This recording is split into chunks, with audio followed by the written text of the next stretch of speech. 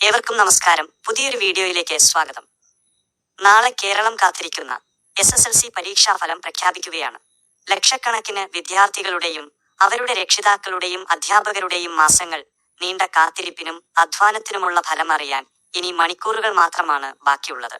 അതുകൊണ്ട് തന്നെ ഫലം എങ്ങനെ ലളിതമായി പരിശോധിക്കാം എന്നതിനെക്കുറിച്ചും വിദ്യാർത്ഥികൾക്ക് ഈ സമയത്ത് ആവശ്യമായ ചില പ്രധാന കാര്യങ്ങളെക്കുറിച്ചും പങ്കുവയ്ക്കാനാണ് ഈ വീഡിയോയിലൂടെ ഞാൻ ആഗ്രഹിക്കുന്നത്. ആദ്യമായി ഫലം എങ്ങനെ പരിശോധിക്കാം എന്ന് നോക്കാം.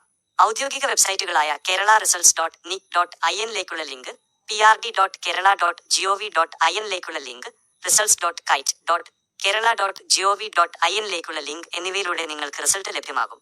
ഫലം നോക്കുന്ന പേജിൽ നിങ്ങളുടെ രജിസ്റ്റർ നമ്പറും ജനനതീയതിയുമാണ് നൽകേണ്ടത്. ജനനതീയതി നൽകുമ്പോൾ പ്രത്യേകം ശ്രദ്ധിക്കുക എന്ന ഫോർമാറ്റിലാണ് അത് രേഖപ്പെടുത്തേണ്ടത്. അതായത് ആദ്യം തീയതി, പിന്നെ മാസം, അതിനുശേഷം വർഷം എന്നിങ്ങനെ വേണം നൽകാൻ. ഇതിനിടയിൽ സ്ലാഷുകൾ ഓഫ് ബൈ നൽകാനും ശ്രദ്ധിക്കണം.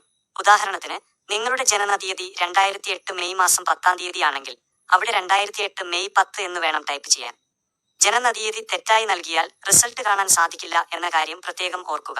വെബ്സൈറ്റുകൾക്ക് പുറമെ സഫലം എന്ന മൊബൈൽ ആപ്പ് വഴിയും നിങ്ങൾക്ക് ഫലം അറിയാൻ സാധിക്കും. ഒരേ സമയം ലക്ഷക്കണക്കിന് ആളുകൾ വെബ്സൈറ്റുകളിൽ കയറുന്നതുകൊണ്ട് തുടക്കത്തിൽ ചെറിയ സാങ്കേതിക തടസ്സങ്ങൾ അനുഭവപ്പെട്ടേക്കാം. അങ്ങനെയുള്ളപ്പോൾ പരിഭ്രമിക്കാതെ അല്പസമയം കഴിഞ്ഞ് വീണ്ടും ശ്രമിക്കുക. പ്രിയപ്പെട്ട വിദ്യാർത്ഥികളോട് എനിക്ക് പറയാനുള്ളത്, ഇത് നിങ്ങളുടെ ജീവിതത്തിലെ ഒരു പ്രധാന ഘട്ടമാണെന്നതിൽ സംശയമില്ല. എന്നാൽ ഇതൊരു അവസാനമല്ല. ഉയർന്ന മാർക്ക് വാങ്ങുന്നവർക്ക് അത് +1 പ്രവേശനത്തിന് തീർച്ചയായും സഹായകമാകും. എന്നാൽ പ്രതീക്ഷിച്ച വിജയം നേടാൻ കഴിയാത്തവരോ മാർക്ക് കുറഞ്ഞു പോയവരോ ഓർക്കേണ്ടത്, ഒരു പരീക്ഷാഫലത്തിനും നിങ്ങളുടെ കഴിവിനെയോ ഭാവിയെയോ പൂർണ്ണമായി നിർണ്ണയിക്കാൻ കഴിയില്ല എന്നതാണ്.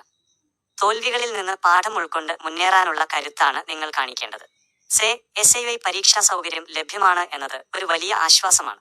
നിങ്ങളുടെ താല്പര്യമുള്ള മേഖല കണ്ടെത്തി ആത്മവിശ്വാസത്തോടെ മുന്നോട്ടു പോകാൻ ഈ റിസൾട്ട് ഒരു വഴിത്തിരിവാകട്ടെ. രക്ഷിതാക്കളും ഈ സമയത്ത് കുട്ടികൾക്കൊപ്പം നിൽക്കേണ്ടത് അത്യാവശ്യമാണ്. മറ്റുള്ള കുട്ടികളുമായി അവരെ താരതമ്യം ചെയ്യാതിരിക്കുക. അവർക്ക് കിട്ടിയ മാർക്ക് എന്തുതന്നെയായാലും അവരെ പിന്തുണയ്ക്കുകയും അടുത്ത ഘട്ടത്തിലേക്ക് അവരെ വഴി നടത്തുകയും ചെയ്യുക. സമ്മർദ്ദമില്ലാത്ത ഒരന്തരീക്ഷം വീട്ടിൽ ഒരുക്കാൻ ശ്രദ്ധിക്കുക. ഈ ഫലം എന്തുതന്നെയായാലും പോസിറ്റീവായി കാണാൻ നമുക്ക് സാധിക്കണം. നാളത്തെ ദിവസം ഓരോ വിദ്യാർത്ഥിക്കും വലിയ വിജയത്തിൻ്റെതാകട്ടെ എന്ന് ഞാൻ ആശംസിക്കുന്നു.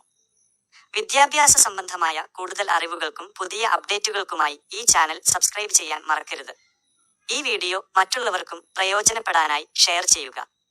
നിങ്ങളുടെ സംശയങ്ങളും അഭിപ്രായങ്ങളും താഴെ കമന്റ് ബോക്സിൽ രേഖപ്പെടുത്താം. എല്ലാവർക്കും ഒരിക്കൽ കൂടി നല്ലൊരു ഭാവി നേരുന്നു. നന്ദി, നമസ്കാരം.